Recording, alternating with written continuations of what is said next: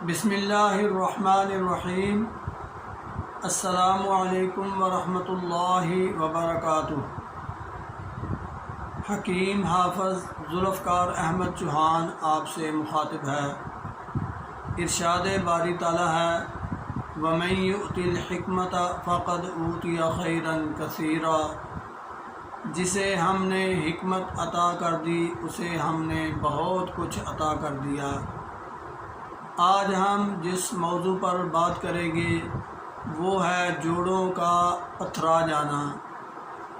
یہ ایسی بیماری ہے کہ جوڑ گھٹنے کے ہوں یا کلائی کے یا کوئی اور اس طرح سخت ہو جاتے ہیں جیسے کہ پتھر، اور ان کو حرکت دینا انتہائی مشکل بلکہ بعض اوقات ناممکن ہو جاتا ہے۔ انسان نماز پڑھنے اور چلنے پھرنے سے بھی عاجز ہو جاتا ہے۔ تو ایسی صورتحال میں ہمیں کیا کرنا ہے، کیسے غذا استعمال کرنی ہے اور کیا دوائی کے طور پر چیز لینی ہے، یہ آج ہم آپ کے سامنے ذکر کرنے لگے ہیں۔ تو میں عرض کر رہا تھا کہ تہجر مفاصل یعنی جوڑوں کا پتھرا جانا، اس کا غذائی علاج یہ ہے کہ روزانہ گوشت، چھوٹا گوشت ضرور استعمال کیا جائے، اور وہ بھی شوربے والا۔ چھوٹے گوشت میں زیادہ بہتر بکری کا گوشت ہے، اگر وہ نہ مل سکے تو پھر کوئی اور گوشت جیسے بکرا چھترا یا ہرن کا گوشت یا دیسی مرغے کا گوشت۔ تو میں آپ سے عرض کر رہا تھا یہ گوشت جو ہیں ان کو پکانا کیسے ہے۔ آپ نے اس کا 1 پاؤ گوشت کا 1 کلو شوربہ آپ نے تیار کرنا ہے۔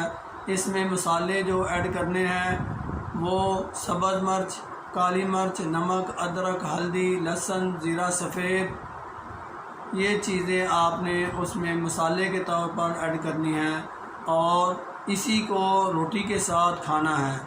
اور پھلوں کے طور پر اگر میں آپ سے ذکر کروں تو مینگو یعنی آم اور خوبانی، پپیتا، یہ بہترین اس کے لیے پھل ہیں، یہ آپ استعمال کر سکتے ہیں ایسی صورتحال میں۔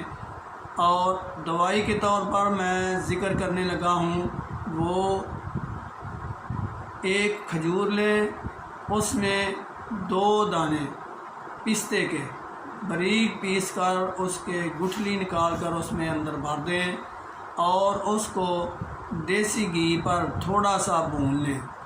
یہ بھوننے کے بعد آپ نے اس کو کھا لینا ہے، اور ساتھ پودینہ اس کا کہوہ پی لینا ہے۔ یہ چیز کھا کے آپ نے پودینے کا کہوہ پی لینا ہے۔